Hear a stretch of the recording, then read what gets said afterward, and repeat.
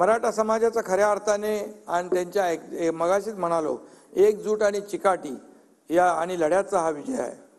आणि म्हणून यामध्ये आता मी एवढंच सांगेन की मराठा समाजाने गेल्या 5-6 महिन्यात जे काही आंदोलनं केली ते आपल्या सगळ्यांना माहीत आहेत।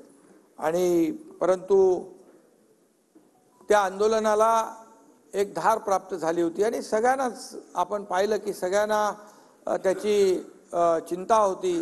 ही आंदोलनं आपल्या राज्याला किंबहुना आपल्या राज्याच्या विकासाला न परवडणारी आहेत।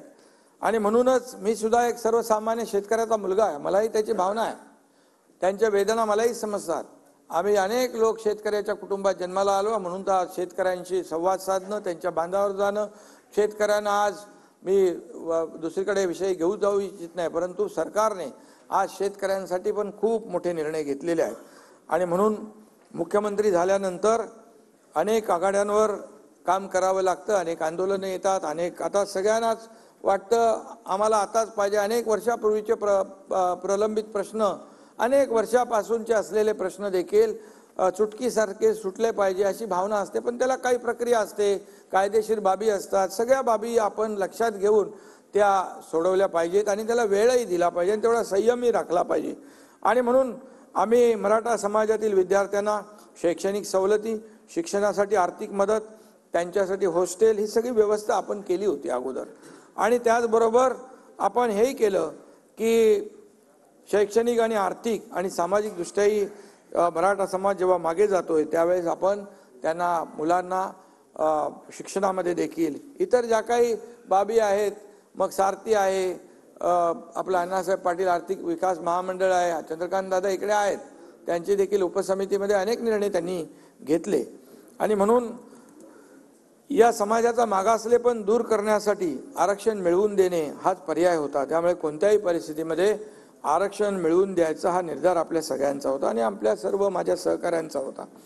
नागपूर येथे हिवाळी अधिवेशनात आपण दोन्ही सभागृहांच्या सर्व सदस्यांनी मराठा समाजाला आरक्षणाची कशी गरज आहे हे 3 दिवसाच्या चर्चेमध्ये आपण मांडलं। या सभागृहामध्ये चर्चा झाली, मोठी चर्चा झाली आणि विशेष म्हणजे सर्व सभागृहाची मराठा आरक्षणास मजबूत संमती मिळाल्याने फेब्रुवारी 2024 मध्ये विधिमंडळाचं विशेष अधिवेशन बोलवून या विषयावर कायमस्वरूपी तोडगा काढण्यात येईल अशा प्रकारचं आपण जाहीर भूमिका घेतली। त्यावेळी माझ्यावर काही आरोपही झाले। फेब्रुवारी महिन्यामध्ये लोकसभेची निवडणूक आहे, मग आचारसंहिता लागेल, मग काय होणार, मग कसं होणार, परंतु शेवटी हा सगळा विचार करूनच आपण तो निर्णय घेतला होता आणि म्हणून आज ते अधिवेशन होतंय। आणि म्हणून आजचा दिवस खऱ्या अर्थाने महत्त्वाचा आहे आणि आज तो दिवस आज आपल्या या मराठा समाजाला आरक्षण देण्यासाठी आपण मुकर्रर केला, त्याप्रमाणे आपण आज तो निर्णय घेतोय। माझ्यासह अध्यक्ष महोदय, देवेंद्रजी, अजितदादा आणि संपूर्ण मंत्रिमंडळ, मी मगाशी देखील म्हटलं 150 दिवस हे काय 1-2 दिवसामध्ये काम झालेलं नाही, त्याहीपेक्षा जास्तीचे दिवस लागले। 150 दिवस अहोरात्र हे सगळं काम सुरू होतं। प्रशासनातील विशेषतः सामान्य प्रशासन विभाग, राज्य मागासवर्गीय विभाग, सामाजिक न्याय विशेष सहाय्य विभाग, महसूल विभाग, विधी व न्याय विभाग, तसेच वित्त विभागातील आणि गृह विभागातील अधिकाऱ्यांपासून ते अगदी शेवटच्या चतुर्थ श्रेणी कर्मचारी यांनी घेतलेली अपार मेहनत आणि त्यांचं फलित म्हणजे आजचं हे आपलं विधिमंडळाचं अधिवेशन होतंय। आणि यामध्ये जवळपास 3 ते 4 लाख लोक काम करत होते, दिवस रात्र काम करत होते। आपण त्याच्यामध्ये गोखले इन्स्टिट्यूट, टाटा इन्स्टिट्यूट, आता अनेक लोकांची आपण मदत त्यामध्ये घेतलेली आहे। आणि यामध्ये सगळ्यांचं एकच उद्दिष्ट होतं की सर्वांनी मनापासून काम करून हे युद्ध पातळीवर दिवस रात्र 24/7 यामध्ये काम करून आपल्याला या सर्व जो काही उद्देश आहे आपला तो पूर्ण करण्यासाठी अहोरात्र मेहनत घेण्याचं काम या सगळ्यांनी केलं। महाराष्ट्र सरकार पूर्णपणे मराठा समाजाला आरक्षण देण्याच्या बाजूने आपण सगळेजण आहोत, त्याच्यामध्ये मला पुन्हा त्याचा उहापोह करण्याची आवश्यकता नाही। देवेंद्रजी आणि अजित पवार देखील हेच सांगत होते की आपल्याला या मराठा समाजाच्या, कारण एकदा तर देवेंद्रजी मुख्यमंत्री असताना आपण आरक्षण दिलं होतं, त्याच्यामध्ये मी जाणार नाही, आपण ते हायकोर्टमध्ये टिकवलं देखील, पण दुर्दैवाने सुप्रीम कोर्टामध्ये ते रद्द झालं. पण आपलं ठरलेलं आहे मगाशी, त्यामुळे त्याच्यावर मी जास्त भाष्य करू इच्छित नाही. आणि त्या अडचणी ज्या आहेत त्या दूर झाल्या पाहिजेत. त्यामध्ये या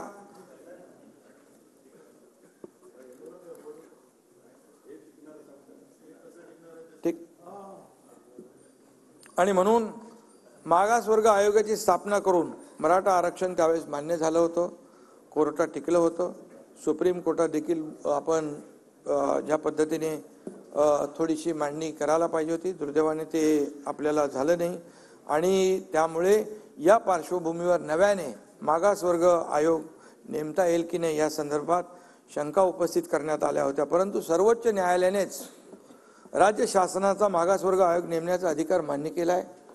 इंदिरा साहनी प्रकरणामध्ये घटनापीठाने जो निर्णय दिला त्याच्या परिच्छेद 550 मध्ये म्हटलंय, for the purpose and object that those communities हू वर earlier backward and advance should be excluded and those communities हू वर earlier advance and might have degraded into backward class should be included.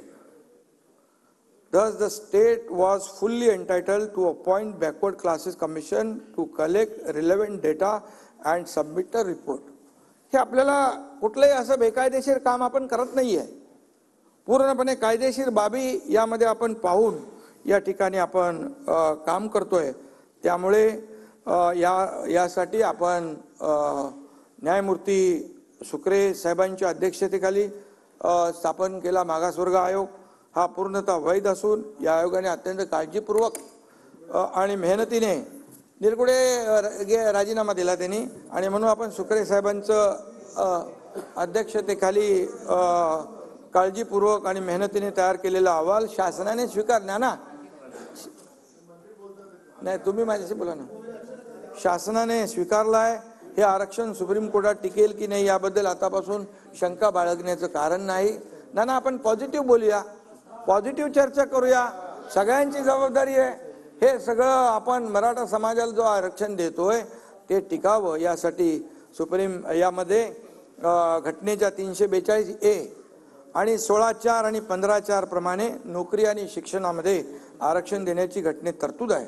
त्यानुसार आयोगाने शिफारस केलेली आहे. या ठिकाणी मी हे नम्रपणे नमूद करू इच्छितो की नाना आपलं राज्य नाही, 22 राज्यामध्ये आज आरक्षण 50% पेक्षा जास्ती आहे. तामिळनाडू 69%, हरियाणा 67%, राजस्थान 64%, बिहार 60%, गुजरात 59%, पश्चिम बंगाल 55%, आणखी 22 लोक आहेत. बिहारने 59% दिले, 69%.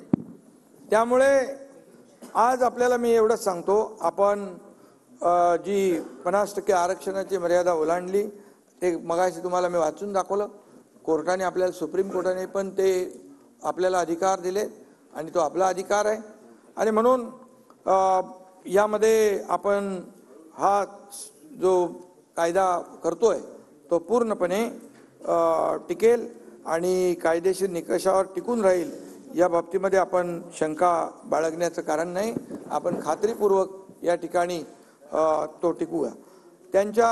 त्याचबरोबर आपण या सर्व ज्यांच्या या आंदोलनामध्ये काही लोकांचा मृत्यू देखील झालेला आहे आणि त्यांच्या कुटुंबियांना देखील आपण आर्थिक मदत देखील सरकारने केली ऑलरेडी. पण ती सरकारने शेवटी माणसाला तर परत आणता येत नाही आणि घरातलं करता धरता माणूस गमावल्याचं दुःख ते कधी भरून काढू शकत नाहीत. किती आपण मदत केली तरी सुद्धा त्या कुटुंबियाच्या बद्दल मी राज्य सरकारच्या वतीने मुख्यमंत्री म्हणून संवेदना व्यक्त करतो. यावेळी नागपूर येथे झालेल्या विधिमंडळाच्या हिवाळी अधिवेशनात मी सविस्तर पूर्णपणे बोललो आहे आणि आपण 4 दिवस या परिस्थिती अतिशय गांभीर्यपूर्वक आणि पोटतिडकीने मतं आपल्या सगळ्या सभागृहाच्या सदस्यांनी मांडलेली आहेत. आणि म्हणून आपल्या सगळ्यांची भावना एकच आहे, त्याच्यामध्ये पुन्हा काही मला सांगण्याची आवश्यकता नाही. ओबीसी किंवा अन्य कुठल्याही समाजाच्या आरक्षणाला धक्का न लावता मराठा समाजाला कायद्याच्या चौकटीत बसणारं आणि कायद्याच्या चौकटीत टिकणारं आरक्षण मिळायला पाहिजे, ही भावना सरकारची आहे, तुमची आहे, सगळ्यांची. आणि आजवर देखील मराठा मी राजकीय बोलू इच्छित नाही, परंतु मराठा समाजाचा इथं म्हणजे सगळ्यांनी त्याचा फायदा घेतलेला आहे, परंतु समाज आजपर्यंत या सुविधांपासून वंचित राहिला, हे देखील दुर्दैव आहे. आणि म्हणून मी या पुन्हा त्याचं